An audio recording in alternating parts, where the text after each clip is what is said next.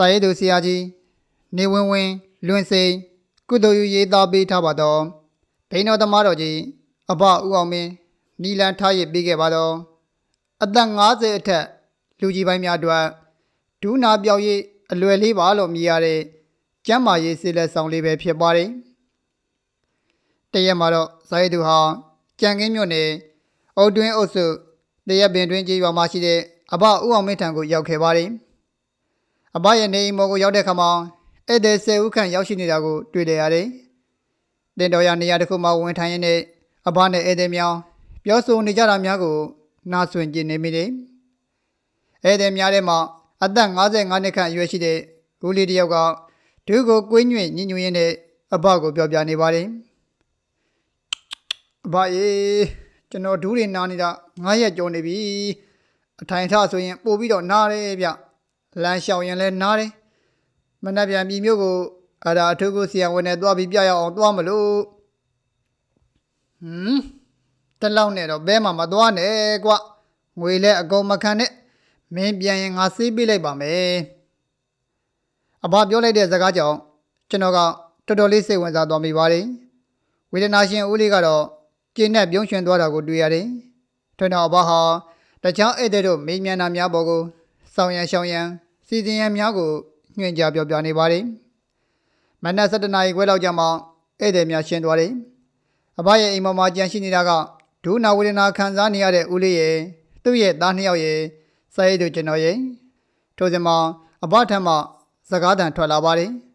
။ဒီလိုလို့ကမောင်အောင်ဖေရမင်းရဲ့ဒုနာအတွက်ဒီခုံညင်းတို့ကိုကြောက်ချင်တဲ့သွေးပြီးတော့ဆေးရည်နဲ့နာနေတဲ့ဒုကိုလိမ့်ပေးဆေးလေးနဲ့နေရာကိုအဝေပါတန်တန်နဲ့အုပ်စီးပေးထားနိုင်ဝက်လောက်နေတော့စီထားတဲ့အဝေပါကိုပြန်ပြီးတော့ဖြီးလိုက်မင်းရဲ့ဒူးနာပျောက်ရောက်ပေါ့ကွာရော့ဒီကုံညင်းတို့ကိုယူသွားကြောက်ချင်ကမင်းပြန်ရင်ဗရဲဈေးထဲမှာဝယ်သွားပေါ့ဟုတ်ကဲ့ပါအဘဟုတ်ကဲ့ပါအဘပေးတဲ့ကုံညင်းတို့ကိုယူပြီးတော့ဝုန်းဖေးနဲ့သား2ယောက်ပြန်သွားကြပါတယ်ဒါတို့ပြန်သွားကြတော့မှစာရေးသူကျွန်တော်လေးအဘနဲ့စကားပြောခွင့်ရတော့တယ်ပြီးခဲ့တဲ့တစောင်းပုံးလာပြည့်နေ့ညမှာတော့အဘရဲ့အိမ်မှာညအိမ်မိန်အဘကိုယ်တိုင်စီမံပြီးတော့စီးပုံးခတဲ့မက်ဇလီဘူးတုတ်စားမဲ့အစီအစဉ်နဲ့မြန်အောင်မြို့မှာဝင်လဲ2နာရီခန့်မှထွက်လာခဲ့ပါတယ်အဘထံကိုရောက်တော့ဧည့်သည်တူမှမတွေ့ရပါအဘဦးအောင်မင်းဟာအသက်ရွယ်ကြီးနေတော့လဲကျမ်းမာရေးကောင်းမွန်နေစေအတွေ့အကြုံဘုဟုတုဒနှက်ဆက်ဆုံးလင်းပါတယ်ဘာသာတရားအထူးကိုင်းဆိုင်ပြီးသီလသမာဓိနဲ့အကျင့်စရဏအားကောင်းပါတယ်အဘတက်ကျွမ်းတဲ့တိုင်စီပညာ